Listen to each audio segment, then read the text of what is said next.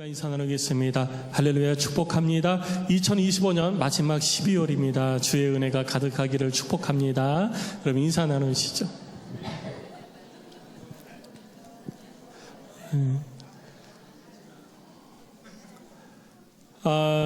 첫눈이 내렸죠.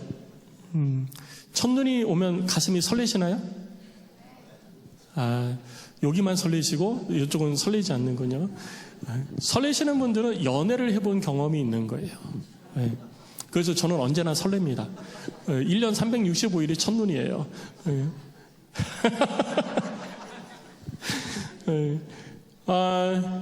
근데 성경에서는요, 요한일서에서 예수님께서, 요한이 예수님과 우리들의 관계가 어떠해야 되는지 가르쳐주고 있는데요.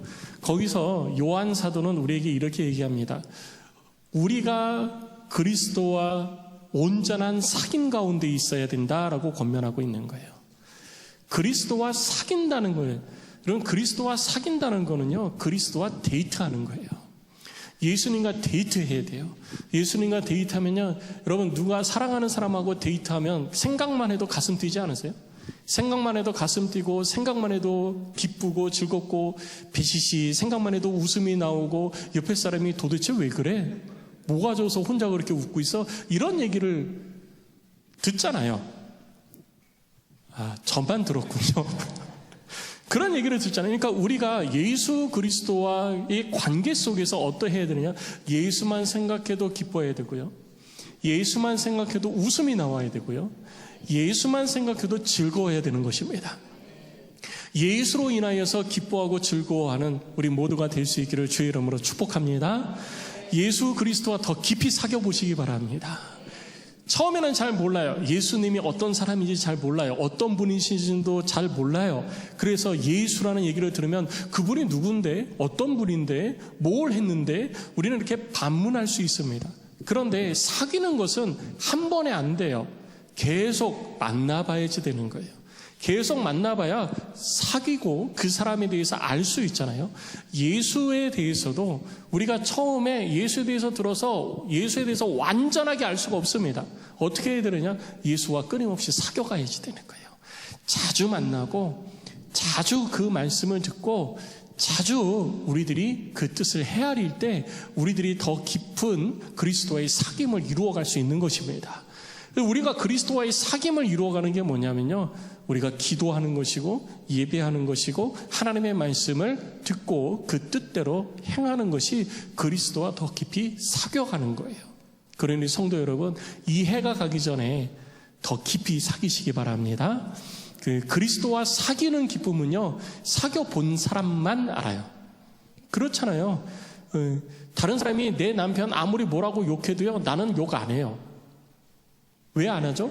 나는 사귀어봤으니까. 이 사람이 얼마나 따뜻한지 알고 다른 사람들한테는 신경질 팍팍 내고 다른 사람들은 인상 팍 써도요, 나한테는 얼마나 좋고 나한테는 얼마나 소중한 분인지 나는 아니까. 사귀어봤으니까 나는 아는 거예요. 그래서 예수에 대해서도요, 사귀어본 사람만 아는 거예요. 이 겨울에 예수와 더 깊이 사귀어보시기 바랍니다. 성탄의 계절에 예수와 더 깊이 사귀셔서 이 사귐의 기쁨을 누리는 우리 안되게 모든 성도들이 되시기를 주의 이름으로 축복합니다. 오늘은 사도행전 44번째 강의를 이루어 가도록 하겠습니다. 사도행전 44번째 강의는 사도행전 16장 16절로 40절까지의 말씀의 내용을 통해서 우리가 함께 은혜를 나눌 텐데요. 이 내용은 빌립보에서 바울과 실라를 중심으로 한 선교팀의 사역 중에 일부가 기록이 되어져 있습니다. 기록되어진 내용이 빌립보시에서의 완전한 사역은 아니었어요. 더 많은 일들이 있었지만 그 중에 한 사건들을 기록을 해놓고 있는 것입니다. 바울과 실라를 비롯해서 선교팀은 마게도냐에 들어와서 마게도냐의 빌립보의 관문에 해당되는 도시 빌립보에 들어왔습니다. 빌립보에 들어와서 찾아봤는데 회당이 없어요. 유대인 회당이 없어서 기도를 해야 되는데 기도할 장소를 못 찾는 거예요. 그래서 바울이 기도하기 위해서 강가로 나가게 되어집니다. 당시 이스라엘 백성들은 회당이 아니면 강가에서 모여서 함께 예배하고 기도하는 일들을 행했었기 때문이에요. 그래서 강가로 나갔는데 그 강가에 어떤 여인들이 모여 있어서 그 여인들에게 복음을 전하고 그 여인 중에 하나님을 경외하는 마음을 가지고 있었던 루디아라는 여자를 만나고 그가 예수를 영접하고 그리스도인이 되어집니다. 그리고 루디아는 예수를 영접하고 난 이후에 바울과 선교팀을 위해서 자기의 집을 내어놓죠. 그래서 이곳에서 빌립보에 머물러 있는 동안에는 우리 집에서 지내십시오. 나도 예수 믿는 사람입니다. 그 말은 뭐냐면 나도 주를 위해서 내 삶을 드리는 사람입니다 라는 얘기예요. 여러분, 예수를 믿는다는 것은 바로 이런 겁니다. 단순히 내가 예수를 믿고 구원받아서 죽으면 천국 간다라는 것으로 되어지는 것이 아니라 예수를 믿는다는 것은요, 이제는 내가 나를 부인하고 예수를 위해서 삶을 산다는 의미를 내포하고 있는 것입니다. 그래서 예수를 더 깊이 사귀면 사귈수록 우리 자신의 삶을 부정하고 하나님 앞에 내 삶을 드리게 되어지는 것이죠. 그래서 목회자들이 자기의 삶을 하나님 앞에 온전히 드리게 되어지고요. 교회 여러 일꾼들이 그리스도와 더 깊이 사귀면 사귈수록 우리 삶을 하나님을 위해서, 교회를 위해서 드리게 되었던 것입니다. 그래서 루디아도 그렇게 했고 바울과 선교팀들은 루디아의 집에 머무르게 되어진 것이 바로 16장 15절까지의 내용이었습니다. 하나님의 일을 하는 데 있어서 결코 간과하지 말아야 될 것이 있는데 그것이 뭐냐면 바로 기도입니다. 우리들 가운데 성경은 명확하게 이야기를 해주고 있습니다. 누구든지 주의 일을 하기 위해서는 항상 기도를 통해서 하나님이 공급하여 주시는 힘으로 해야 된다고 성경은 말하고 있습니다. 그래서 바울도 어디에서든지 자기에게 맡겨진 사명을 감당하기 위해서 먼저 한 것이 뭐냐면 기도였습니다. 빌립보에 도착을 해서도 바울은 하나님 앞에 기도하기를 원했어요. 어떤 일을 하기 전에 바울이 빌립보에 오게 된 것은 마게도냐 사람이 환상 가운데 건너와서 우리를 도우라라고 하는 것을 드로아에서 봤잖아요. 그래서 하나님께서 드로아에서 나를 마게도냐로 보내시는구나 라는 것을 확신하고 빌립보로 들어왔습니다. 빌립보로 들어온 것이 하나님의 인도하심이었어요. 이것을 한 바울은 그냥 아침에 일어나서 나가서 그냥 전도하면 되는 거예요. 복음을 전하면 되는 것입니다. 주께서 이 영혼들을 위해서 나를 이곳으로 보내셨으니 나는 주를 위해서 나는 이렇게 전도한다. 그리고 열심히 하면 돼요. 그런데 바울은 그렇게 하지 않았습니다. 주께서 내게 맡겨주신 사명이 있지만 그 사명을 온전하게 감당하기 위해서 먼저 선택한 것이 바로 기도였다는 사실입니다. 그래서 우리는 하나님 앞에 우리 자신을 드리고 또 주께서 나를 부르셔서 주의 일을 하게 하실 때 우리는 일에 집중하는 것이 아니라 그 일을 내 속에서 이루시는 하나님께서 하실 수 있도록 주의 성령이 나를 통하여서 내게 주신 그 사명을 감당할 수 있도록 능력을 내게 주심을 내가 경험할 수 있도록 먼저 기도하는 자가 되어야 되는 것입니다. 기도를 통해서 주께서 공급하여 주시는 힘으로 우리는 내게 주신 사명을 감당할 수 있기 때문이에요. 성도 여러분, 그 어떠한 환경 속에서도 또 주님을 위하여서 교회에서 내게 맡겨주신 사명을 감당할 때에도 그것이 하나님 앞에 나의 열심과 열정으로 드리는 일이라 할지라도 결코 그것이 기도보다 앞서지 않도록 주의하시기 바랍니다. 우리들이 일을 많이 하다 보면 이게 주객이 전도되어질 때가 있어요. 내가 장로니까, 내가 목사니까, 뭐 권사니까, 안수집사니까, 내가 이런 팀장이고 국장이고 부장이니까 나 이거 할 거야. 열심히 하는데 정말 중요한 것은요, 나의 열심이 주의 일을 이루는 것이 아니라 하나님의 열심이 주의 일을 이루는 것입니다. 그래서 우리는 기도를 제쳐놓고 그 어떤 것도 이루어 갈 수가 없기 때문입니다. 그래서 사도행전에 일꾼을 세울 때에도 교회는, 예루살렘 교회는 사도들이 기도하는 일과 말씀을 제쳐놓고 다른 접대하는 일을 하는 것이 마땅하지 않기 때문에 그 일을 감당하는 자들을 따로 7명을 세워서 집사의 직분을 주게 된 것이잖아요. 그러니까 우리가 기도하는 일을 제쳐놓고 다른 일을 한다는 것은 결코 옳은 것이 아니라는 것입니다. 그래서 바울도 빌립보에서 사역을 이루어갈 때 항상 하나님 앞에 기도하는 것이 먼저였어요. 빌립보에 머물러 있는 동안 바울이 그날도 하나님 앞에 기도하기 위해서 여러 장소를 찾았습니다. 그리고 강가에서 기도하기 위해서 또 걸어갔던 것 같아요. 강가를 향해서 걸어가는데 오늘 본문에 16절의 말씀에 기록되어 있는 것처럼 그때 맞닥뜨린 사람이 있었는데 그 사람이 누구냐면 점치는 귀신 들린 여종 하나를 맞닥뜨리게 되어집니다. 그리고 그 여종은 바울과 그 함께하는 사람들이 누구인지 명확하게 알고 있었어요. 귀신도 하나님을 인정하는 것입니다. 귀신도 하나님이 누구인 줄 알았고 그들이 누구인 줄 알았고 무슨 일을 하는지 분명히 알고 있었던 거예요. 왜냐하면 귀신은 사람이 인지하지 못하고 깨닫지 못하는 것들을 깨달아서 우리들에게 가르쳐주기도 하기 때문이에요. 영적인 존재는 천사나 귀신이랑 똑같습니다. 그런데 그 영적인 존재들이 다 깨달았다고 해서 그것이 다 좋은 것이고 그것이 다 옳은 것은 아니라는 것을 오늘 본문은 우리에게 가르쳐주는 거거든요. 그래서 이 귀신이 여종 속에 있는 점치는 귀신이 바울과 선교팀을 보고 이렇게 17절에 이야기를 합니다.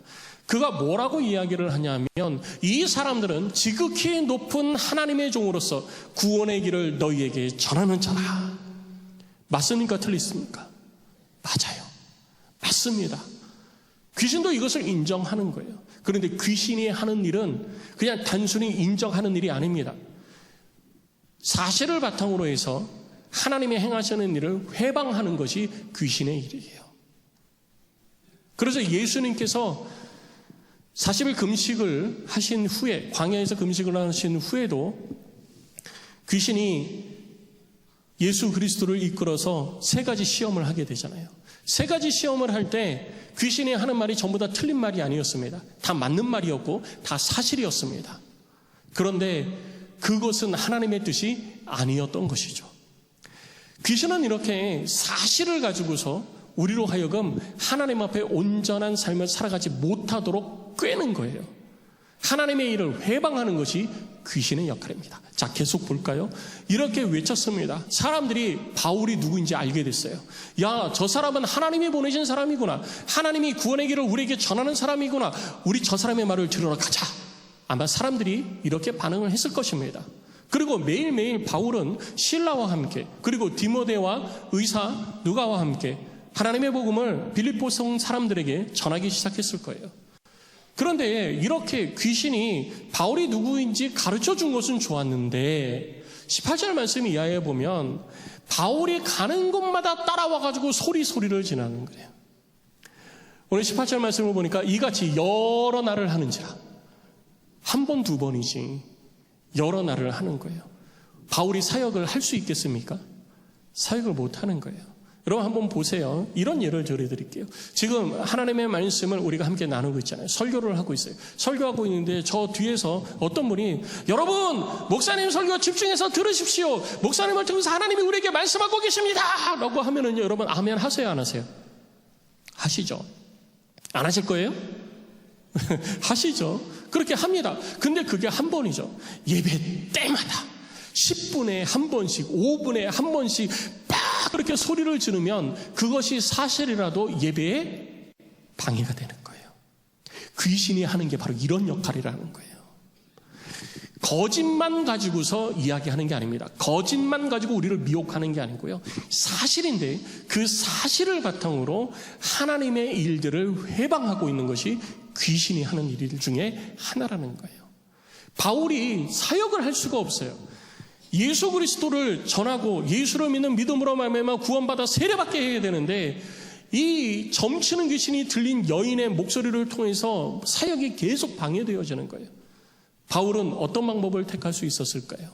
여러 가지 방법을 택할 수 있었을 거예요. 함께 사역을 하는 실라나 누가나 디모데에게 야, 저 여자 좀 붙들어서 좀 끌고 가! 여기서 좀 오지 못하게 해! 라고 할 수도 있고요. 그 여인을 향해서 직접 소리를 지를 수도 있고 그 여인을 그만하라고 막을 수도 있었을 것입니다. 그런데 바울이 선택한 것은 바로 이렇게 선택을 했습니다. 오늘 보면 18절 말씀에 보니 바울이 그 귀신에게 말하기 시작합니다.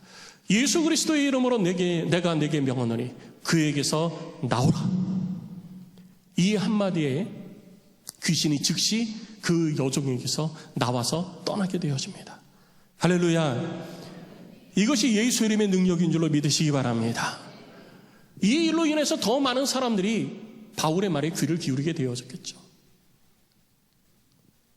그런데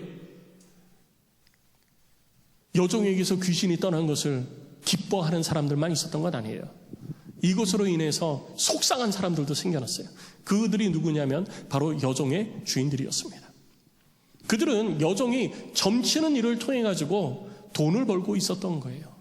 그런데 이제 더 이상 자기의 여종이 점을 칠 수 없게 되어지니 얼마나 화가 났겠습니까? 많은 것들을 벌어들일 수 있었는데 그것이 끝나버린 거예요.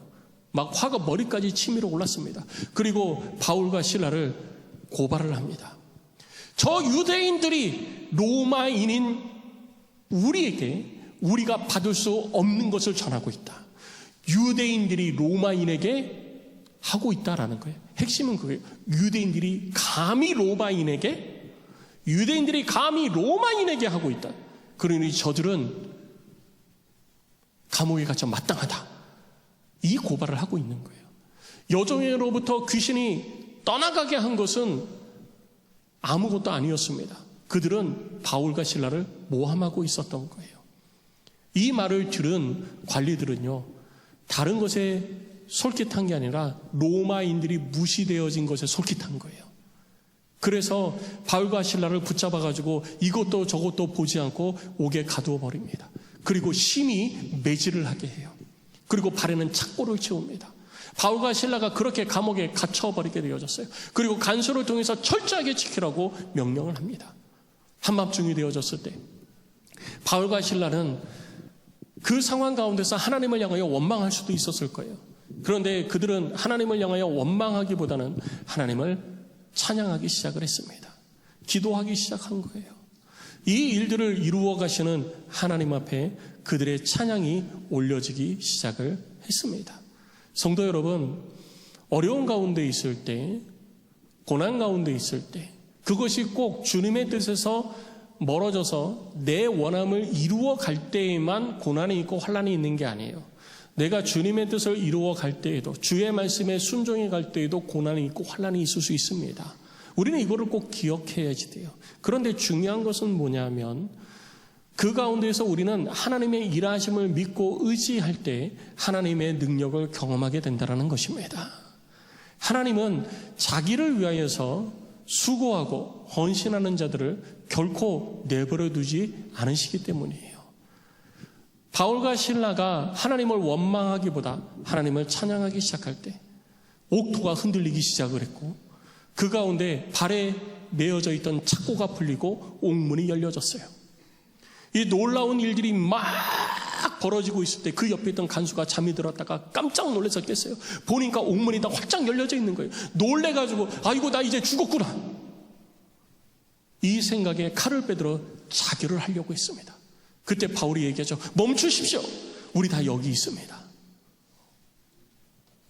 이게 깜짝 놀랄 일이에요. 옥문이 열리면 도망가야죠. 도망가야 되는데 도망을 안 간 거예요. 일반 사람들과 달라요. 바울과 실라는 일반 사람들과 달랐어요. 간수가 깜짝 놀란 거죠. 저 사람은 왜 도망 안 갔지? 저 사람은 왜 옥문이 이렇게 활짝 열렸는데도 나가지 않았지? 도대체 어떤 사람이길래? 그래서 바울과 실라 앞에 엎드리게 되어진 겁니다. 그리고 바울과 실라에 대한 소문을 들었겠죠. 그래서 바울과 실라에게 엎드려서 묻는 것입니다. 내가 어떻게 하여야 구원을 받을 수 있습니까? 이 말이 간수의 아주 간절한 이 원함이었던 거예요. 내가 어떻게 하여야 구원을 받겠습니까? 선생님, 나한테 좀 가르쳐 주십시오. 당신들처럼 이 어려운 상황 속에서도 평안할 수 있고 당신들처럼 이렇게 어려운 상황 가운데에서도 남들과 똑같지 않은 인생을 살아갈 수 있는 이 방법, 하나님의 은혜로 말미암아 예수 그리스도를 믿는 믿음으로 말미암아 구원받은 사람들의 모습이라면 내가 어떻게 하여야 구원을 받을 수 있겠습니까? 그때 바울이 그 간수에게 이야기하죠. 주 예수를 믿으라. 그리하면 너와 네 집이 구원을 받으리라. 간수는요 주저하지 않았습니다. 한밤중에 옥에 갇혀있던 바울과 실라를 데리고 자기 집으로 갑니다. 그리고 상처난 곳을 다 씻어주고 그리고 자기 집 식구들을 다 모아서 말씀을 듣고 예수를 영접하고 온 식구들이 세례를 받게 되어집니다. 그리고 하나님의 사람들이 되어졌죠. 아침이 되었습니다. 아침이 되어지자 관리들이 사람을 보내서 그 사람들을 풀어주라 명령합니다. 그래서 간수가 이제는 나가셔도 됩니다. 갈 길 가십시오. 당신들 풀어주랍니다. 이렇게 얘기했더니 바울이 갑자기 안 하던 이야기를 하는 거예요. 나 로마 사람이야. 로마 사람인 나를 너희들이 뭔데 죄도 명확하게 확인하지 않고 매질까지 하느냐. 그리고 감옥에 가두었다가 이제는 너희들 마음대로 풀어주라고 그러냐? 너희들 마음대로 죄도 없는 사람을 감옥에 가두고 풀어주라고 그러냐? 감히 로마 사람을 너희들이 직접 와서 나한테 사죄하고 그리고 나를 이끌어가라. 바울과 시라를 몽둥이로 쳐라고 얘기했던 그 간부들이 깜짝 놀란 거예요. 로마 사람이라고? 여러분 아까 우리 본문에서 봤죠? 바울과 실라가 매질을 당하고 감옥에 갇혔던 이유가 그들을 고발했던 이유가 뭐라고요? 유대인들이 로마 사람들이 받을 수 없는 것을 전한다. 그러니 저들을 감옥에 보내야 된다. 라고 얘기했던 거예요. 그런데 바울이 얘기하죠. 나 로마 사람이야. 그러니까 간수들이 깜짝 놀란 거예요. 그런데 왜 굳이 바울은 로마 사람이라는 것을 밝혔을까요? 그 이유는 빌립보에 교회가 세워졌고 그 빌립보에 복음을 전하고 교회를 세운 바울이 복음을 전하다가 감옥을 갔다 왔다는 사실이 되어지면, 이게 알려지면 복음이 확산되어지는데 걸림돌이 되는 거예요. 그래서 이것은 로마 사람들이 받지 못할 말이 아니라 로마 사람들도 받아야 될 말이다 라고 하는 것을, 내가 로마 시민권 가진 로마 사람이라는 것을 드러내면서 지금 그들에게 말해주고 있는 거예요. 그러니까 복음의 확산을 위해서 바울이 자기가 로마 사람이라는 걸 가르쳐 준 거지, 네가 거의 감히 나한테 이런 짓을 해? 와서 나한테 사죄하고 나를 이끌어가. 나 로마 사람이야 하면서 어깨에 이렇게 막 올리고 그리고 막 나 로마 사람들께 대접해줘 이러기 위해서 얘기한 게 아니라는 거예요. 그리고 사람들이 와서 바울을 영접하고 바울을 안내합니다. 그러면서 이곳을 떠나주십시오 부탁을 하죠. 그래서 바울과 실라는 감옥에서 나와서 루디아의 집으로 가서 믿는 형제들과 교제하고 그곳을 떠나게 되어집니다. 이후의 사역에 대해서 이제 빌립보 사역이 이렇게 맞춰지고요. 이후에 밤빌리아 지역에 여러 가지 이어지는 사역들이 이제 17장에 계속해서 나오게 되어집니다. 자, 오늘 본문 빌립보에서의 바울과 선교팀의 사역을 통해서 우리들 가운데 주시는 하나님의 권면, 또 하나님의 말씀하심은 무엇일까요? 우리 두 가지로 압축해서 먼저 살펴보기를 원합니다. 먼저 첫 번째 우리들이 기억해야 될 것은 뭐냐면, 주의 일을 이루어갈 때 우리는 어떠한 상황 가운데 있다 할지라도 예수의 이름의 능력으로 행해야 된다는 것입니다. 오늘 본문의 말씀을 보면 바울이 복음을 전할 때에 점치는 귀신 들린 여인이 나타나서 계속 회방을 했잖아요. 계속 회방을 할 때 바울은 자기의 부하들을 시킬 수 있었어요. 선교팀을 시킬 수도 있었고 믿음의 아들 디모데를 통하여서 그를 막을 수도 있었습니다. 여러 가지 일들을 할 수 있었어요. 사람들에게 우리 다른 곳으로 갑시다 라고 할 수도 있었고요. 자기가 직접 그 여인을 혼낼 수도 있었어요. 여러분, 그 상황 속에서 바울이 얼마나 화가 났겠어요? 저 같으면요, 저도 정말 짜증이 많이 났을 것 같아요. 내가 지금 주의 일을 하는데 자꾸 방해를 하니까 얼마나 화가 났겠어요. 막 짜증이 나고 그만 좀 했으면 좋겠고 막 화가 막 머리끝까지 치밀어 올랐을 거예요. 그때 바울이 선택한 것은 뭐냐면요, 내가 가지고 있는 지혜나 지식으로 내 권위로 이 일들을 해결하려고 한 것이 아니라 그 가운데 하나님의 이름을, 하나님의 능력을 따라 예수의 이름으로 그 모든 일들을 이겨내고 벗어났다라는 것입니다. 하나님의 일을 하는 데 있어서 아까 서두에도 말씀을 드렸지만 우리는 내 힘과 능력으로 하는 게 아니에요. 주께서 공급하여 주시는 힘과 능력으로 할 때 하나님은 우리에게 맡겨주신 일들을 온전히 이룰 수 있도록 하시기 때문인 것입니다. 그래서 우리는 이 땅에서 하나님의 교회를 섬길 때, 내게 맡겨주신 사명을 감당할 때에는 내 경험이나 지식이나 내가 가지고 있는 권위나 능력이나 경험 이런 것 다 내려놓고 예수의 이름의 능력을 통해서 주의를 감당하는 자가 되어야 되는 것입니다. 그래서 예수님께서도 마가복음 16장에서 우리들 가운데 말씀하셨잖아요. 너희는 온 천하에 다니면서 만민에게 복음을 전파하라 말씀하시고 나서 마가복음 16장 17절 18절 계속해서 우리들 가운데 말씀하신 것이 뭐냐면요, 믿는 자들에게는 이러한 표적이 따르리니 곧 그들이 내 이름으로 귀신을 쫓아내며 새 방언을 말하며 그리고 뱀을 집어올리며 무슨 독을 마실지라도 해를 받지 아니하며 병든 사람에게 손을 얹은 즉 나으리라 하시니라.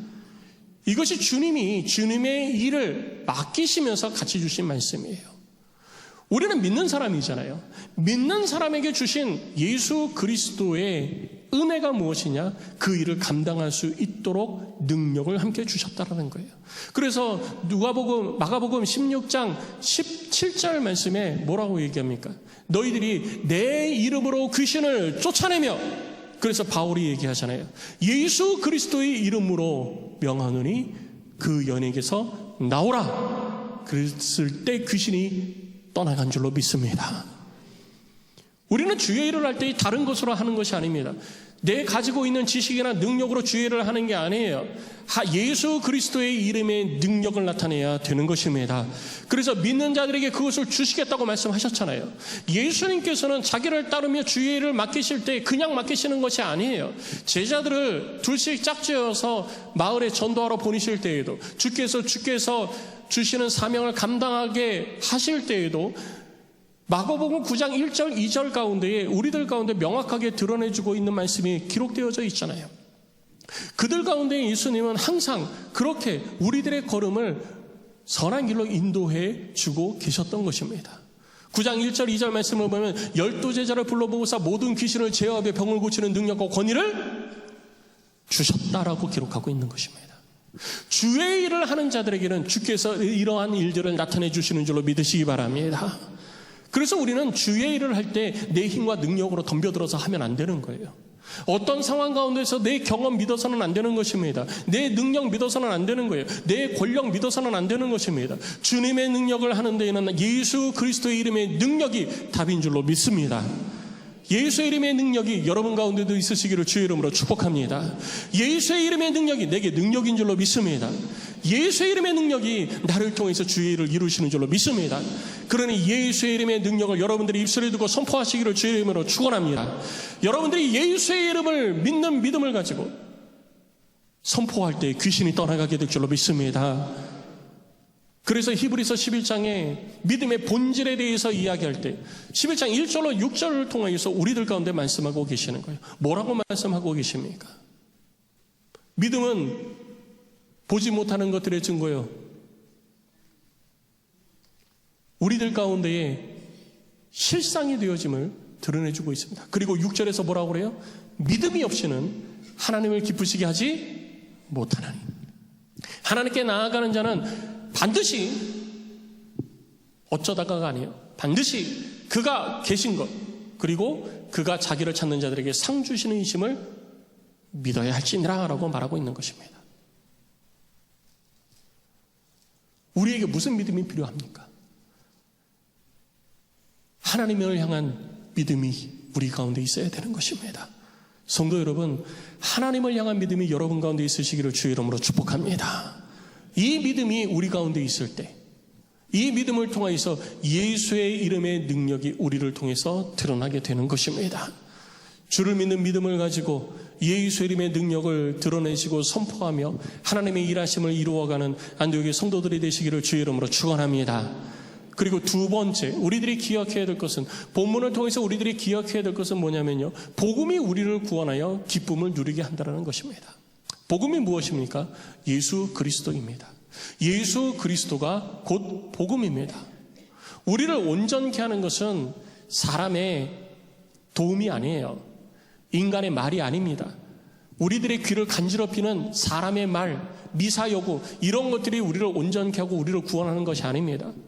예수의 이름이 우리들 가운데 복음이요, 이 복음이 우리를 구원하는 줄로 믿으시기 바랍니다. 그런데 이 복음이 너무 단순해요. 그냥 믿기만 하래요. 어떠한 대가도 없습니다. 그냥 믿기만 하래요. 사람들은 얘기합니다. 정말? 믿기만 하라고? 아니, 믿기는 믿는데 잘 모르겠는데? 뭔가 내가 해야 되는 거 아니야? 뭔가 내가 대단한 것을 해야 되고 무엇인가를 내가 해야 그 구원이 내게 있다는 걸 내가 알 수 있는 거 아니야?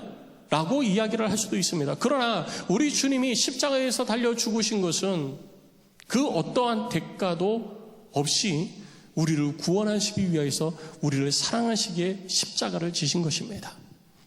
그리고 그의 십자가의 죽으심과 부활하심을 믿는 자들에게 우리 주님은 구원의 은혜를 베풀어 주신 것입니다. 그래서 우리는 예수를 믿기만 하면 되는 거예요. 너무 쉽죠. 너무 간단해요. 너무 단순해요. 그래서 사람들은 오히려 믿지 못하는 것입니다. 어떻게 해야 무엇인가를 내가 해야 구원을 받을 수 있을 것 같은데 라는 생각이 있는 거죠. 그래서 사탄은요, 귀신은요, 우리들의 삶 속에 이거를 휘집어 놓는 거예요. 그치? 뭔가 아닌 것 같지? 너무 쉽지? 너무 단순하지? 뭔가 해야 될 것 같지? 근데 너 할 수 없지? 그러니까 너 구원 못 받은 거야. 그러니까 너 구원 못 받았어. 그러니까 넌 안 돼. 넌 신앙생활 해도 안 돼. 너는 주를 위해서 할 수 있는 게 없어. 이러면서 우리를 구원의 은혜 가운데서 멀어지게 하는 거예요. 중요한 것은 구원은 예수를 믿는 믿음으로 말미암아 우리 가운데 주어진 하나님의 선물인 것입니다. 그래서 예수를 믿는 믿음이 우리 가운데 있을 때 우리는 하나님의 은혜 가운데 거할 수 있는 거예요. 이걸 모르기 때문에 간수도 묻는 거예요. 내가 어떻게 해야 구원을 받을 수 있습니까? 무엇인가 내가 해야 될 것 같은 거예요. 그러니까 어떻게 해야 내가 구원받을 수 있습니까? 그때 바울이 한 얘기는 너무나도 간단합니다. 주 예수를 믿으라. 그리하면 너와 네 집이 구원을 받으리라. 성도 여러분, 주 예수를 믿어 구원받으신 줄로 믿습니다. 그리고 지금도 우리들에게 예수님은 말씀하신 거예요. 온 천하에 다니며 만민에게 복음을 전파하라. 복음이 무엇입니까? 예수 그리스도입니다. 예수를 전하라는 거예요. 예수를 어떻게 전해야 됩니까? 목사님, 예수님을 어떻게 전해야 되죠? 예수님을 전할 때 무슨 방법을 사용해야 되죠? 예수님을 전할 때 어떻게 하면 더 아름답게, 더 풍성하게, 더 멋지게 전할 수 있을까요? 우리들의 입술의 아름다움이 예수를 드러내는 것이 아니라 예수 그 자체가 우리들 가운데 복음이고 예수 그 자체가 우리들 가운데 아름다운 이름인 것입니다. 그래서 다른 것 없는 거예요. 주 예수를 믿으라. 그리하면 너와 네 집이 구원을 얻으리라. 이 너무나도 단순하고 너무나도 심플한 복음이 우리들 가운데 있어야지 되는 거예요. 우리들의 입술에도 바울의 이 복음이 있어야 되는 것입니다. 그래서 우리는 예수를 어떻게 전할까라고 고민하는 것이 아니라 주 예수를 믿으라라고 선포하는 것이 먼저 되어져야 되는 것입니다. 아무리 고민하면 무엇입니까? 아무리 생각하면 뭐하고 아무리 괴로워하면 무엇입니까? 아무리 공부하면 뭐예요?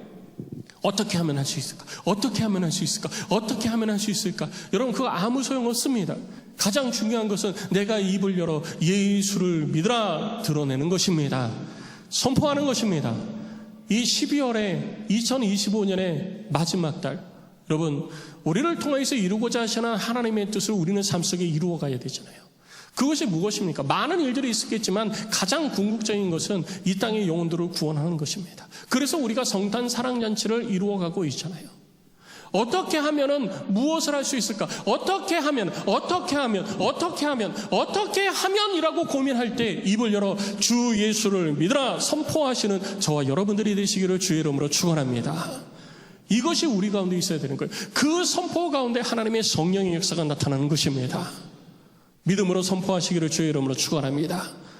주 예수를 믿으라. 그리하면 너와 내 집이 구원을 받으리라. 이 선포와 이 고백이 우리들의 삶 속에 나타나서 여러분들의 가정이, 여러분들의 이웃이, 이 땅의 모든 열방에 하나님을 알지 못하는 이들이 예수 그리스도를 알고 주께로 돌아와 구원받는 놀라운 은혜가 있기를 주의 이름으로 축복합니다. 우리 시간 함께 찬양하고 기도하십시다. 우리 함께 기도할 때 우리 세 가지 기도 제목 우리 함께 보겠습니다. 먼저는 우리가 무슨 일을 할 때, 신앙생활을 하면서 어려움에 부딪힐 때 내 힘이나 내 능력이 아니라 예수의 이름의 능력을 드러내는 자가 되게 하여 주옵소서. 사람의 도움이 아니라 예수의 이름의 능력이 내게 나타나게 하여 주시옵소서. 예수의 이름의 능력을 내가 드러내는 삶을 살아가게 하여 주시옵소서. 내 마음 가운데 예수의 이름을 향한 믿음이 있게 하여 주시옵소서. 이 믿음을 가지고 예수의 이름의 능력을 나타내게 하여 주시옵소서. 내가 선포하겠습니다. 예수의 이름을 가지고 선포하겠습니다. 주여, 나의 선포함을 통해서 주님의 이름이 드러나게 하여 주시고, 나의 선포함을 통해서 귀신이 떠나가는 역사가 있게 하여 주시옵소서. 여러분, 이렇게 기도하시기 바랍니다. 그리고 단순한 복음이 가장 위대한 것임을 우리는 알아야 돼요. 어떻게 해야 무슨 방법으로, 여러분 고민하지 마시고 하나님의 성령을 의지하여 주 예수를 믿으라. 그리하면 너와 네 집이 구원을 받으리라. 이 선포가 우리들 가운데 있기를 원합니다. 여러분, 이 12월의 계절에, 이 성탄의 계절에 우리가 외쳐야 될 것은 주 예수를 믿으라라는 것입니다. 이 땅에 오신 예수 그리스도의 오심의 목적을 우리 밝히 드러내십시다. 여러 고민하지 마십시오. 내 생각, 내 경험을 가지고 무엇인가 이루려고 한들 그것은 이루어지지 않습니다. 그것이 이루어질 거면 주님이 그렇게 하라고 말씀하셨을 거고요. 바울도 그렇게 했을 것입니다. 그러나 바울은 우리들 가운데 분명하게 모델로 보여줬습니다. 다른 말 하지 않았습니다. 선생님이요, 우리가 어떻게 구원받을 수 있습니까? 주 예수를 믿으라. 그리하면 너와 네 집이 구원을 받으리라. 이 단순하고 명확한 진리가 우리에게 복음인 것입니다. 이 복음이 나의 입술을 통해서 드러나게 하여 주시옵소서. 우리 함께 기도합시다. 그리고 이 성탄의 계절에 성탄 사랑 연출을 통해서 내 가족이, 내 이웃이 주께로 나오게 하여 주시옵소서. 이 일을 위해서 나 자신을 드리는 자 되게 하옵소서. 내가 그렇게 살겠습니다. 내가 오늘부터 그렇게 살겠습니다. 나를 통해서 예수가 드러나게 하여 주옵소서. 우리 이 시간 함께 찬양하고 이 제목을 가지고 우리 함께 기도하는 시간 갖도록 하겠습니다.